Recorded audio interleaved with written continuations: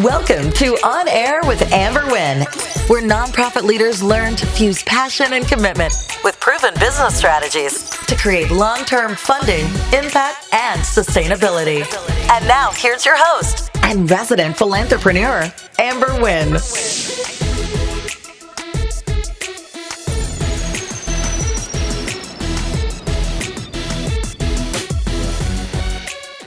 Good morning, fam. It's your girl in the house, Amber Wynn, Philanthrepreneur.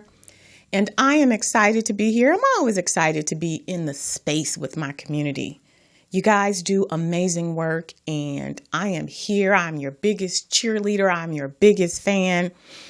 And because of that, I am still going to keep it real with y'all. Last week, we talked about assessing your nonprofit organization. And in that space, I kept it real about moving from the facade of we do this, we do that, and we have these programs when it's not real. This week, we're going to talk about just really keeping things real. And the topic is, to make money, you have to spend money. A lot of my nonprofit founders come into the space with really great intentions, really great intentions. Not knowing that a nonprofit is a business. It's just a business with a philanthropic purpose. And with every business comes business expenses. A nonprofit is not exempt from that. A nonprofit is exempt from taxes, but is not exempt from business expenses. And so this episode, we're going to talk about, in order to make money, you got to spend money. But you know what we're going to do right now. We're going to pause for a little break. And when I come back, we're going to jump into the topic. This is you, and this is your business. From invoicing your first client, to your 10th client, to your 100th client. You'll need to get paid quickly.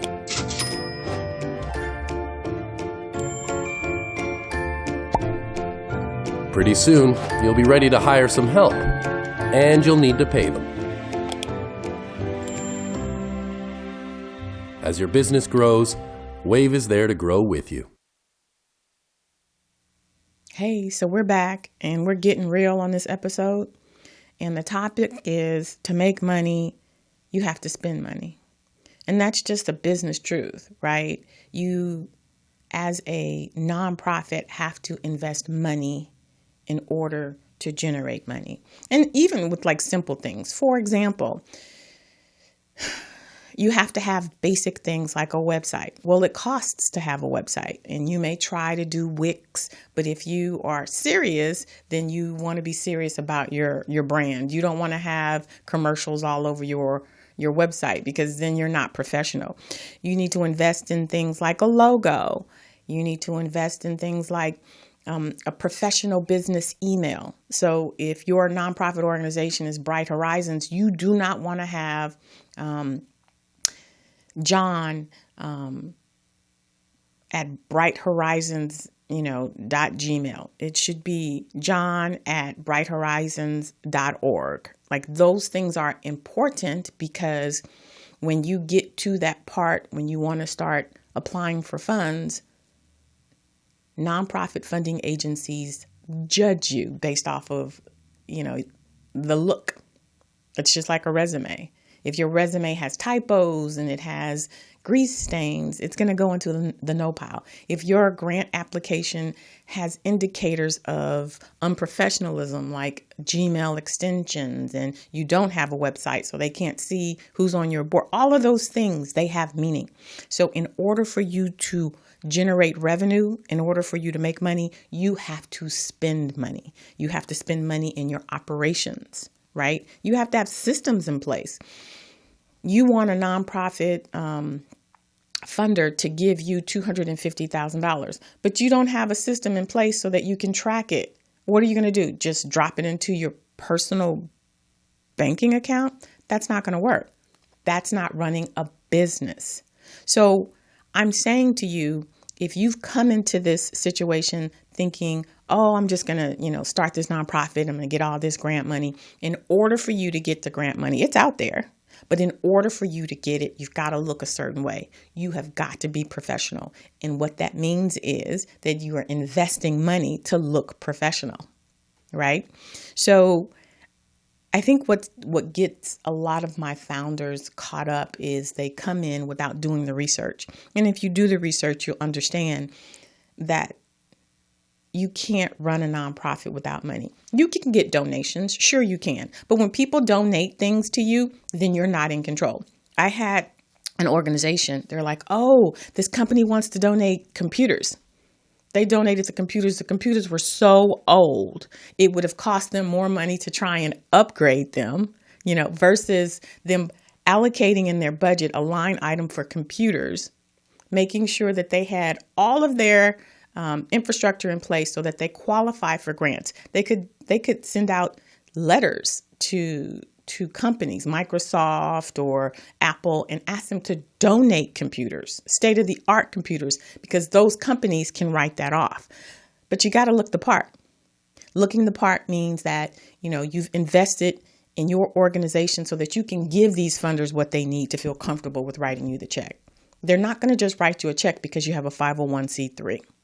So when I say to make money, you have to invest money. You have to invest in your organization. Another thing, marketing, Constant Contact, MailChimp, whatever system you use, you need to invest in the system so that you can get out to see your people. So if you have an email marketing software, you can generate money. Let's just say MailChimp, I think for under 2,000 contacts, it's free. For more than that, you pay, I don't know, however it is a month. But the purpose of that is you put together a newsletter, you highlight a program, and then up under that program, you have a donate button.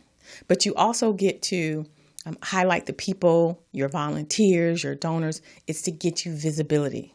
But what I'm saying is, you can't generate money from that donate button if you don't invest in paying for that email marketing software. Are you following me? Everything is not going to come to you for free. As a matter of fact, if you've been listening to my episodes, you know that funders really only want to pay for the programs. They don't want to pay for overhead, which is salaries, which is rent, which is all of the things that it costs to run a business. They don't want to pay for that. They want to pay and support the actual program. So in order for you to operate, to run successfully, you've got to bring in money to cover those other expenses. And to do that, you have to spend, right? So that is my words of wisdom for you today. And you may say, well, Amber, if I don't have any money, how am I going to spend money? And what I'm going to say to you is you have to create a strategy. And if you don't know how to do that, I've got resources to help you. I've got on my website, it's called the Nontraditional Book of Funding Resources. And basically what it does is it gives you tiers. If you have no money, then it's going to show you, okay, you can do these 3 things that don't require any investment. Now, they're going to give you a low return. So, for example, if you sign up for Amazon Smile, you are a public charity. If people identify you as their organization that get 5% of selected purchases, that money will come into you. You can sign up for employee giving, right? So I told you last episode, one of my clients, she got $60,000 from employee giving. That's passive. She didn't have to invest anything except for her time setting up the profile. So you can do those types of things, get in that type of money, use that money then to build out your infrastructure. Then once you build out your infrastructure, now you can qualify for additional funds. There is a strategy. Don't just have a fish fry to bring in money and then, give somebody a stipend, No, take that money, build up that money, make a list of the things that you need to tighten up your infrastructure. You need a website, right? That might be $1,500, $3,500. You need to pay for this email system. Stack your chips. Get the things that are going to help you build out your infrastructure so that then you can generate big money. That's the strategy that I recommend to all of my nonprofits. You can't run a nonprofit without any money. You cannot. So shift your mindset to looking at what can I do? What can I do? No investment, small investment, medium, high investment, right? Let's just say you get $25,000 from an employee matching program. use that money to pay for a grant writer to get you a big grant, right? So you just got to think strategically. But in the meantime, I want you just to shift from, I got to get this donation, I got to get this for free, I got to, and move into the space of, in order to make money, I have to spend money. It is what it is, right? All right, so I am going to pause. Be sure to go check out my website and that workbook, a non-traditional book of funding resources, because it's going to help you with how you generate your revenue. Low investment, high investment, low return, high return, but it's going to help you identify ways to generate funds. Now I'm going to pause, but when we get back, we have a question from the community. So when we get back, ask Amber.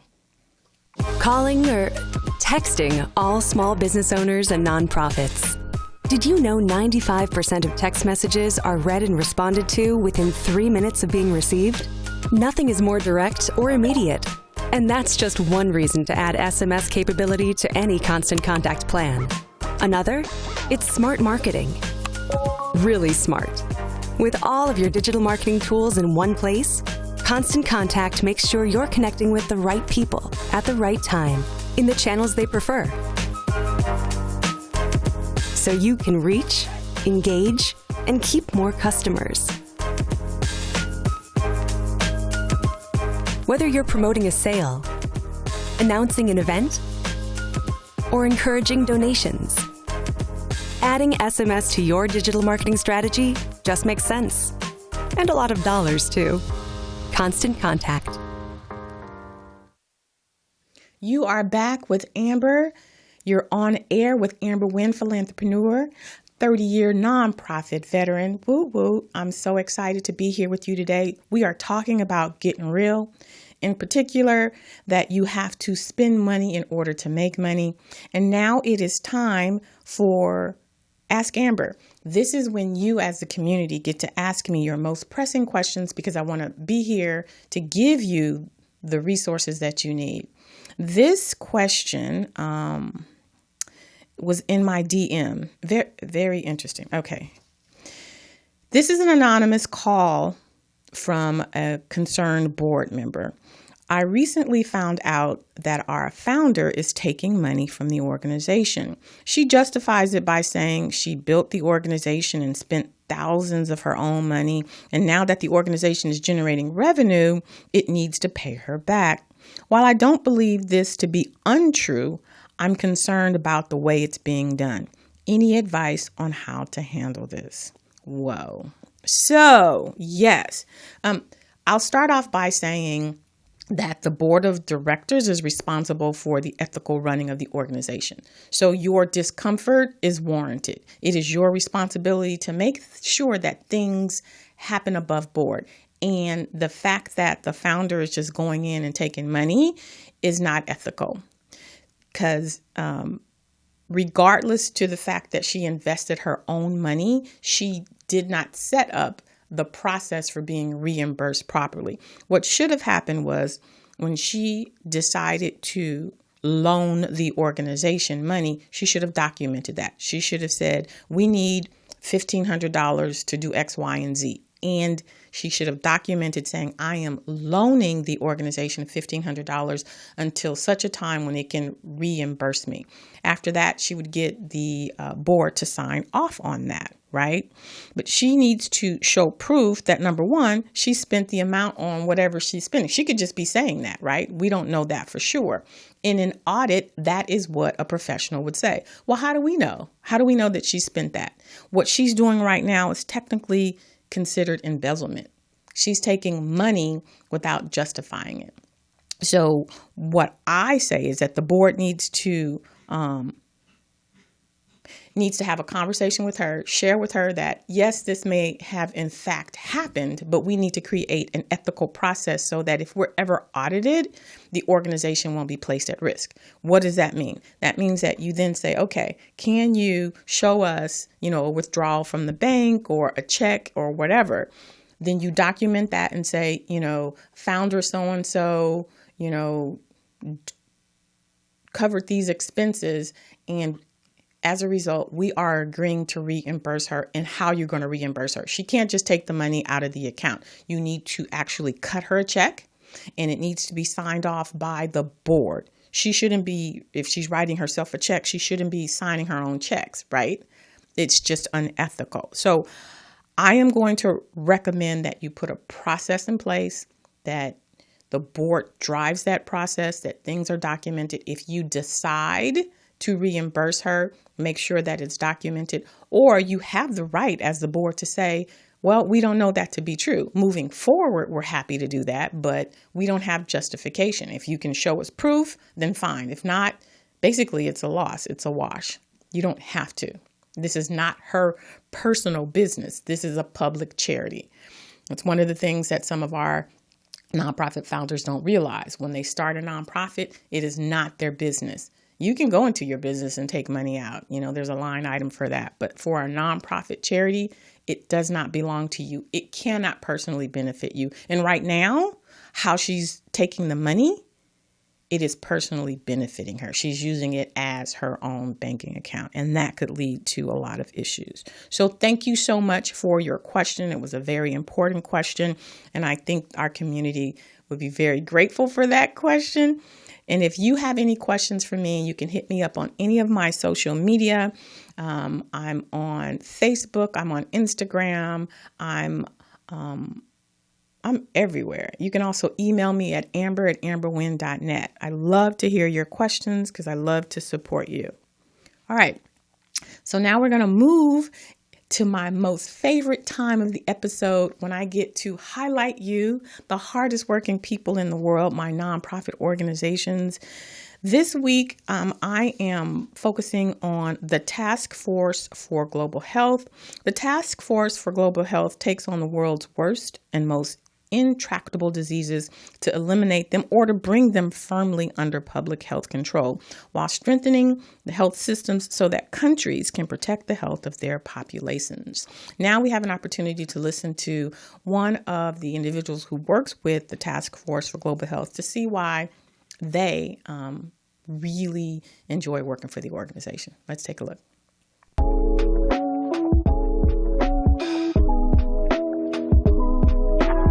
What do I find most fulfilling and passionate about my job?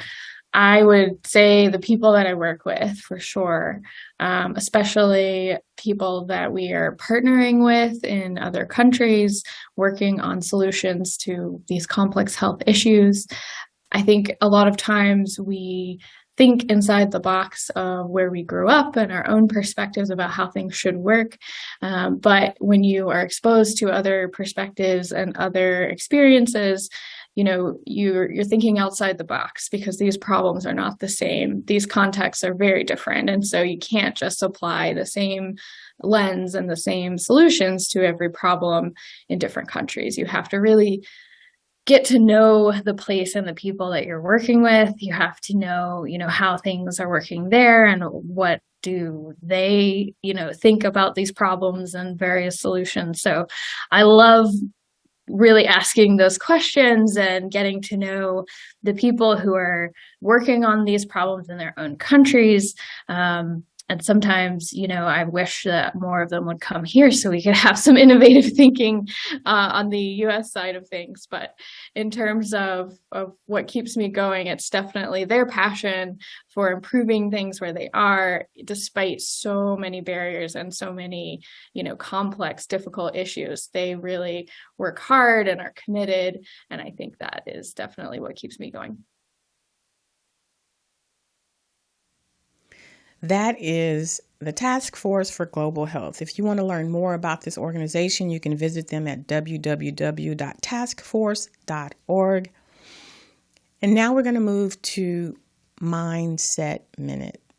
In this Mindset Minute, I want to say it's important that we understand to make money, you have to invest money. I want to talk about money. There's this verse that says, money is the root of all evil. Money's not evil. It's the people who use the money that's evil, right? Money is the resource that you need to do good. If you have money, you have choices, you have freedom, you have opportunities, you can create things, right? If you have money, you can, if one of your clients is in distress, you can help them get out of distress. If you're in a community where you can't get from A to Z, if you have money, you can purchase a van and you can get from, A to Z. So money is not evil. And I think a lot of times when people think of nonprofit, they think nonprofit, meaning no money. Nonprofit does not mean no profit. You have to make a profit. And remember, a profit is what is left over after you deduct your expenses. So that means there's the expectation of expenses. And if you have expenses, that means you're expending money to cover it. So money is a necessity. You need money to pay good people. People will work for nothing for only so long. Other priorities will come up and they will bounce. So you need money to pay quality people for their intellectual knowledge and to put in extra hours, which is what a nonprofit requires often. So money is not the root of all evil. The root of all evil is corruption and greed. Money is an opportunity to make a difference. Money gives you choices. Money in a nonprofit allows you to be agile and responsive to your community. So, keeping in the spirit of today's topic, we're keeping it real. We're getting real. In order to make money, you have to invest money. Go into your nonprofit knowing that you're not going to get everything for free, that grants are not going to cover everything. And even before you even get there, that you've got to invest money in your operations, in your business, in order for you to even generate any money. Ideally, if you're just getting started, people say, well, how much money should I have? Ideally, you should have $50,000. That's what they tell you when you start a for-profit. At the minimum, $25,000. Because there's so many things that you have to invest into your business just to get it started. Your website, your logo, your social media, your letterhead, there's just so much that you have to pay for. So if you're broke, I've said this on many episodes, if you're broke, don't start a nonprofit. If you don't have any money to invest into your nonprofit organization, don't start it. Use your skills somewhere else with an established nonprofit and help it to further its mission. If you don't have money to invest in your nonprofit, do not start one. It's just going to keep you swimming in debt and you'll never get to the impact part that you want. All right. So don't forget to visit my website and check out the non-traditional book of funding resources. It's going to give you some non-traditional ideas on how to generate revenue, different tiers. If you have, $200 you can invest, it'll give you ideas what you can do to then multiply that return. If you've got $5,000, what can you invest to then multiply your return on that? And there are also some in there that you don't have to invest any money in. Now, it's going to take you a little bit longer to build up that, nest egg, but you got to start somewhere. All right. So that is it for this week's episode. Thank you for joining me. As always, thank you for giving me grace. Y'all know, I just got to keep it real. This is who I am and what I do. I hope you know that I'm coming from a place of love and I want you to succeed because the world needs you. We don't have time to be messing around. So I'm going to keep it real so that you can get to where you need to be because our communities need you. I need you. You are my people, my tribe, my community. All right. So that's it for this week. I'm going to sign out and I'm going to tell you what I always tell you because you guys are always giving. Take care of yourself like you take care of your community. I'll see you next time. Thanks for listening. If you enjoyed this episode, subscribe and leave a review on iTunes. Head over to www.amberwynn.net/podcast for the links and resources mentioned in today's podcast. See you next time.